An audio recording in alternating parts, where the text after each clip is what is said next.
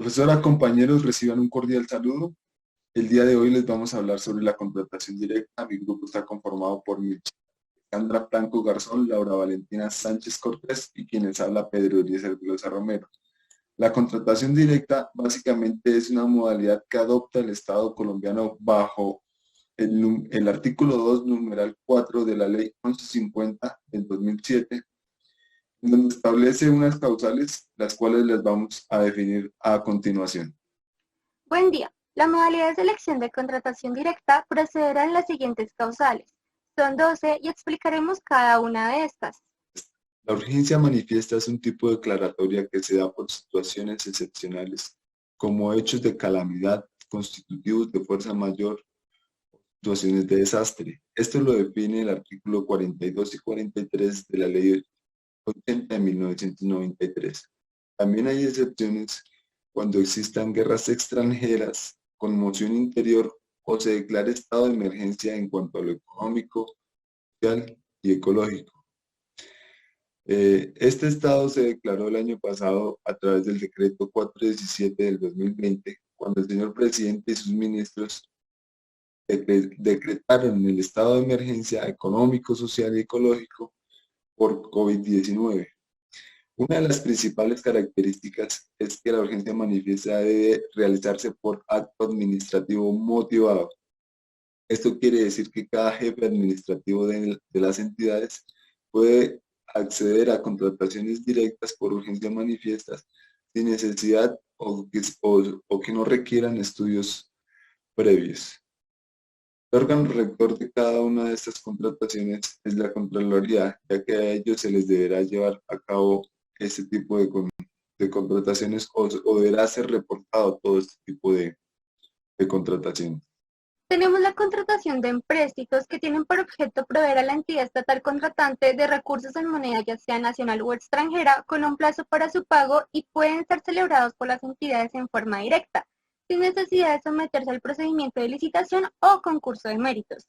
Esta contratación se rige por lo estipulado en el numeral cuarto, el artículo segundo de la Ley 1150 del 2007 y el decreto 2681 del 93. En este decreto, del artículo 7 al artículo 16, habla sobre los contratos de empréstitos y menciona que su celebración será sujeta a los artículos ya mencionados. En el parágrafo de este decreto se nombra el artículo 41 de la Ley 80 del 93, donde menciona que los contratos de empréstitos constituyen operaciones de crédito público, es decir, que tienen por objeto dotar a la entidad de recursos con plazo para su pago. En este sentido, los contratos de empréstito son contratos de crédito que pueden ser celebrados por entidades estatales de acuerdo con la regulación específica que rige la contratación estatal y conforme a las limitaciones previstas para esto. Los contratos de empréstitos pueden ser manejados con un único desembolso o con múltiples desembolsos a solicitud de la entidad estatal contratante.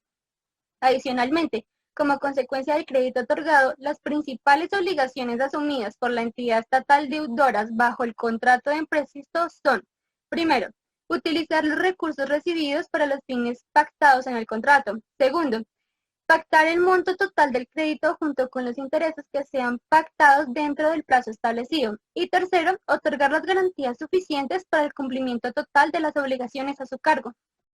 Contratos interadministrativos. Primero, para definir y entender, nos ubicamos en el literal C del numeral 4 del artículo 2 de la Ley 1150 del 2007, en el cual contratos interadministrativos siempre que las obligaciones derivadas del mismo tengan relación directa con el objeto de la entidad ejecutora señalado en la ley o en sus reglamentos.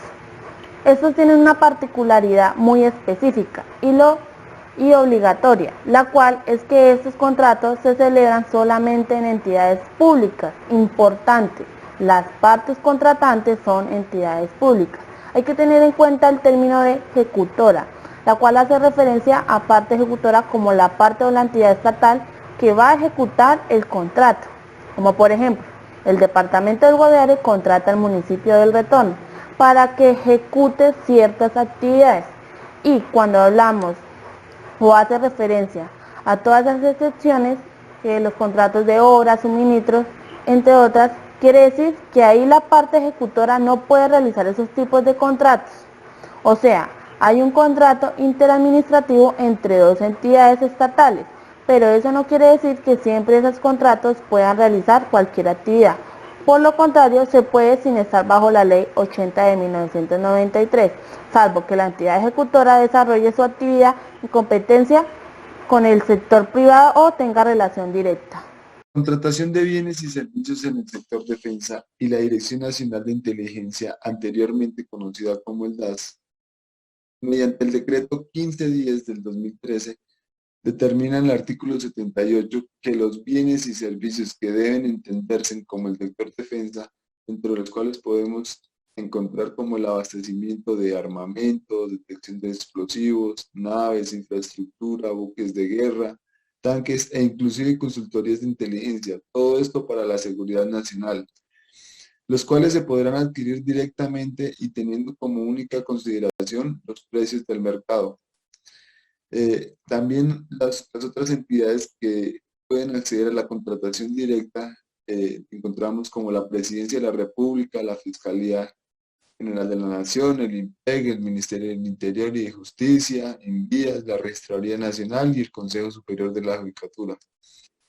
Hay que tener en cuenta que estas entidades deben acogerse al principio de la contratación, entre ellos la selección objetiva y la transparencia.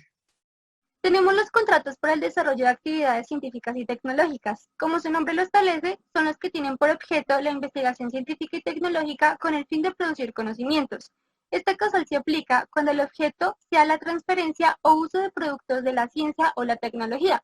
También se debe emitir el estudio previo en el que se justifique la necesidad, pertinencia a la contratación y el acto administrativo que justifique la contratación directa.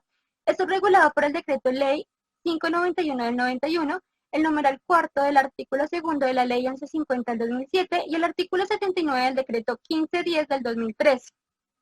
En el Decreto 591 del 91, que es por el cual se regulan las modalidades específicas de contratos de fomento de actividades científicas y tecnológicas, menciona que se debe entender por actividades científicas y tecnológicas las siguientes: de parte de la investigación científica y desarrollo tecnológico, el desarrollo de nuevos productos y procesos, publicación, divulgación y asesorías en ciencia y tecnología, servicios científicos y tecnológicos, entre otros.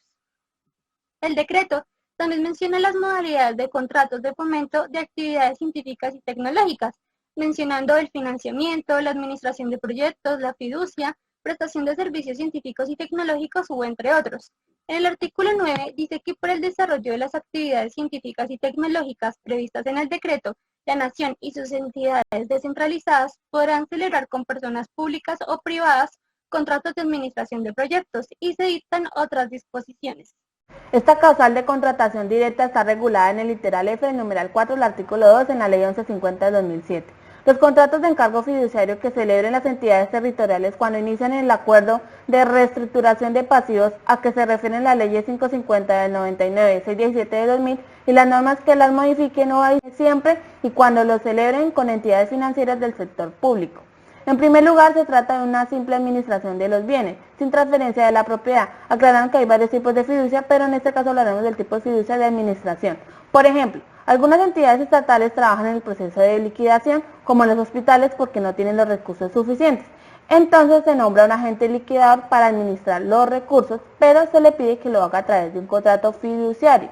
¿Qué quiere decir? Que es un contrato en el cual una persona llamada fideicomitente, quien sería el agente liquidador, entrega sin transferir dominio uno o más bienes específicos a otra, llamada fiduciario, con el fin de que el fiduciario cumpla las instrucciones y finalidad impartidas por este fideicomitente. Para esta causal de contratación directa se requiere de un estudio previo que dé cuenta de la necesidad de la entidad para celebrar un contrato de encargo fiduciario y de la elaboración de acto administrativo que justifique dicha contratación. Cuando no exista pluralidad de oferentes en el mercado. Esto es procedente de los siguientes dos casos. Primero, cuando no exista más de una persona inscrita en el RUP. Y segundo, cuando solo exista una persona que puede proveer el bien o servicio por ser titular de los derechos de propiedad industrial o derechos de autor, de acuerdo con la ley, su proveedor exclusivo. ¿Esto qué quiere decir? Que cuando solo hay una persona que pueda cumplir con el objeto del contrato, bien sea porque es el único que cuenta con los recursos o con la experiencia necesaria para satisfacer la necesidad. Esto también quiere decir que tiene que constar en los estudios previos que es la única persona capaz de realizar o desarrollar el tipo de contrato establecido. Tenemos los contratos de prestación de servicios profesionales y de apoyo a la gestión, o para la ejecución de trabajos artísticos que solo puedan encomendarse a determinadas personas naturales. Esto lo vamos a dividir en dos partes. La primera es el contrato de prestación de servicios profesionales y de apoyo a la gestión. Estos se pueden celebrar con personas naturales y jurídicas que están sometidos a dos condiciones básicas: transitoriedad y excepcionalidad, según lo determina la ley y la jurisprudencia. Esto quiere decir que no pueden ser formas recurrentes o habituales de servicio público. Se debe certificar que la entidad no cuenta dentro de su planta de personal con personal idóneo para el cumplimiento del objeto contractual requerido. Igualmente, debe constatar que la persona natural o jurídica ostente la idoneidad y experiencia necesaria para cumplir el objetivo y obligaciones contractuales y que cumpla con las calidades exigidas de la entidad estatal. La segunda parte es la contratación de trabajos artísticos que solamente puedan encomendarse a determinadas personas naturales. Este debe justificar esta situación en los estudios y documentos previos. Esta causal de contratación directa se encuentra consagrada en el numeral cuarto del artículo 2 de la Ley 1150 del 2007 y el artículo 81 del decreto 1510 del 2013. Es importante indicar que en ningún caso generan relación laboral ni prestaciones sociales y su duración solo puede comprender lo estrictamente indispensable. Esta modalidad de contrato se sustenta en la capacidad que la Constitución otorga a los particulares para ejercer funciones públicas y administrativas del Estado, según lo establecido en la Constitución Política en sus artículos 123 y 210. Regulada por el literal I del numeral 4 del artículo 2 de la Ley 1150 del 2007. El arrendamiento o adquisición de inmuebles. En esta, la contratación directa está admitida tanto para cuando la entidad es arrendataria como cuando es arrendadora, y no se requiere tener varias ofertas, sino que es muy importante seguir las reglas que se encuentran en estos artículos del decreto 1082 del 2015, porque en la ley 1150 las entidades estatales pueden contratar a través de la modalidad de contratación directa el arrendamiento de inmuebles, precepto normativo que no distingue si la entidad estatal actúa como arrendataria o arrendadora. Entonces, las entidades estatales, para celebrar un contrato de arrendamiento, pueden optar por dicha modalidad de selección sin importar si tienen el carácter de arrendatarias o arrendadoras.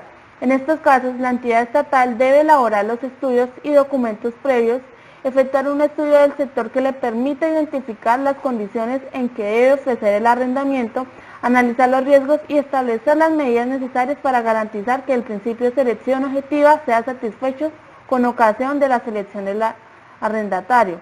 Y tratándose de la adquisición de inmuebles, el deber de selección objetiva se alcanza con la obtención de un bien raíz, en condiciones adecuadas para la necesidad que se pretende satisfacer por parte de la entidad.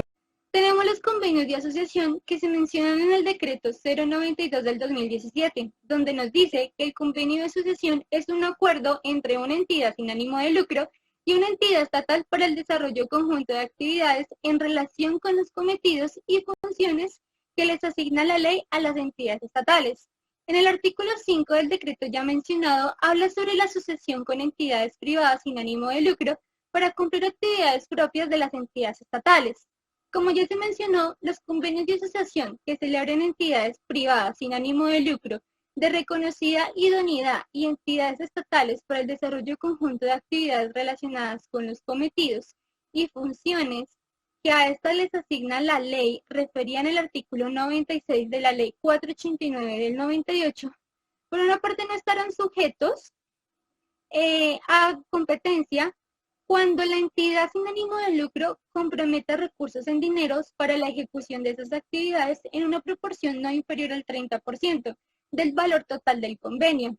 Y además, los recursos que compromete la entidad sin ánimo de lucro pueden ser propios o de cooperación internacional. En el caso de que se presente más de una entidad privada sin ánimo de lucro que ofrezca su compromiso de recursos en dinero para el desarrollo de conjuntos de actividades relacionadas con los cometidos y funciones asignadas por la ley a una entidad estatal, en una proporción no inferior al 30% del valor total del convenio, la entidad estatal debe seleccionar de forma objetiva a tal entidad y además se tiene que justificar los criterios para tal selección. Los convenios interadministrativos. Antes hay que aclarar que es muy diferente a los contratos interadministrativos como se nombró antes en la Ley 1150. Esta causal está regulada en el capítulo 13 en el artículo 95 en la Ley 489 del 98, en el cual dice que las entidades públicas podrán asociarse con el fin de cooperar en el cumplimiento de funciones administrativas o de prestar conjuntamente servicios que se hallen a su cargo, mediante la celebración de convenios interadministrativos o la conformación de personas jurídicas sin ánimo de lucro. ¿Esto qué quiere decir? Que el convenio es para aunar esfuerzos sin lucro para ninguna de las partes y el contrato es para prestar un servicio o ejecutar una obra con lucro o una de las partes. Entonces, en el convenio pasa que entidades estatales se unen para aunar esfuerzos y no hay lucro para ninguna, como se aclaró. Entonces, ambas hacen unos aportes, ya sea de dinero o en especies, o una combinación de las dos.